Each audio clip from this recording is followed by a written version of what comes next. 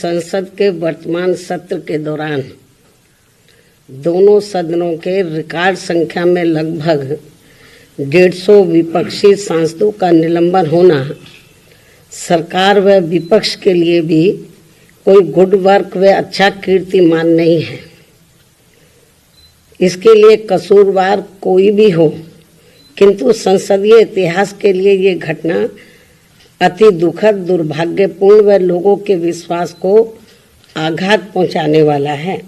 और इसी दौरान माननीय राज्यसभा सभापति का संसद परिसर में निलंबित सांसदों द्वारा मजाक उड़ाने का वीडियो वायरल होना भी अनुचित व अशोभनीय है।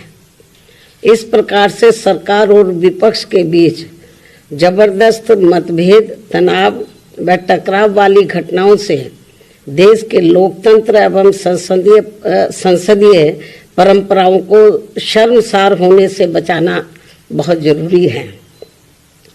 साथ ही विपक्ष विहीन संसद में आम जन के हित से जुड़े, देश व आम जनहित से जुड़े अति महत्वपूर्ण विधेयकों का पारित होना भी ये अच्छी परंपरा नहीं है।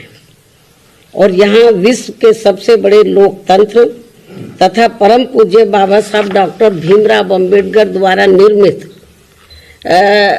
यहाँ पवित्र संविधान, संसद व अच्छी संसदीय परंपराओं को बचाने की जिम्मेवारी किसी भी एक की नहीं है, बल्कि सभी की है और जिसे सभी को मिलकर निभाना चाहिए।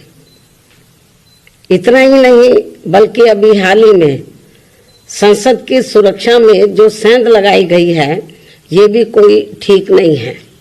ये अति गंभीर व चिंतनीय भी है और इस मामले में सभी को मिलकर संसद की सुरक्षा की तरफ विशेष ध्यान देना चाहिए। एक दूसरे पर आरोप प्रत्यारोप लगाने से काम नहीं चलेगा, बल्कि इस मामले को सभी को गंभीरता से लेना चाहिए तथा इसके जो भी दोषी व षड्यंत्रकारी हैं तो उनके विरुद्ध सख्त कानूनी कार्रवाई भी होना अत्यंत जरूरी है तथा ऐसे में इसके खुफिया विभाग को भी अब काफी सतर्क रहने की जरूरत है ताकि आगे कभी भी ऐसी घटना की पुनरावृत्ति न हो सके। इसके अलावा विपक्ष के गठबंधन में बीएसपी सहित अन्य जो भी पार्टियां शामिल नहीं हैं, बीएसपी सहित अन्य जो भी विपक्षी पार्टियां शामिल नहीं हैं, तो उनके बारे में किसी को भी बेफजूल कोई भी टीका टिप्पणी करना उचित नहीं है तथा इससे इनको बचना चाहिए। मेरी इनको यही सलाह भी है, क्योंकि भविष्य में देश व जनहित में कब किसको किसी की भी जरूरत पड़ जाए, ये कुछ भी कहा नहीं जा सकता है।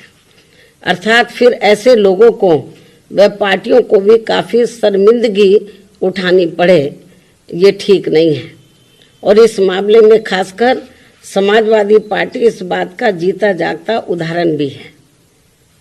इसके अलावा यहाँ मैं ये भी कहना चाहूँगी कि हमारी पार्टी पूर्ण रूप से धर्मनिरपेक्ष पार्टी है और यहाँ अपने देश में विभिन्न धर्मों को मानने वाले लोग रहते हैं तथा उनके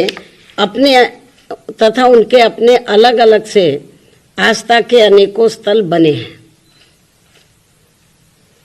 जिन सभी का हमारी पार्टी हमेशा सम्मान करती रही है और आगे भी करती रहेगी। इसी क्रम में यूपी के अयोध्या में नवनिर्मित राम मंदिर का जो अगले महीने उद्घाटन होने के लिए जा रहा है, तो उसका हमारी पार्टी को कोई भी ऐतराज नहीं है।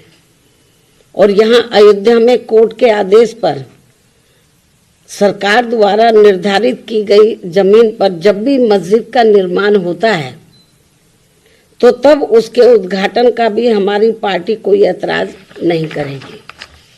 अर्थात हमारी पार्टी सभी धर्मों के स्थलों का पूरा सम्मान करती है लेकिन पिछले कुछ वर्षों से इसकी आड़ में जो राजनीति की जा रही है, जो घिनौनी राजनीति की जा रही है, ये अति दुखद व चिंतनीय भी है, जो नहीं होना चाहिए, क्योंकि इससे अपना देश कमजोरी होगा, मजबूत नहीं, तथा इससे लोगों में आपस में नफरत पैदा होती है, जो ये कतई भी उचित नहीं है। इस बात का भी सभी को पूरा ध्यान रखना चाहिए। इन्हीं कुछ खास बातों के साथ ही अब मैं अपनी बात यही समाप्त करती हूँ। धन्यवाद।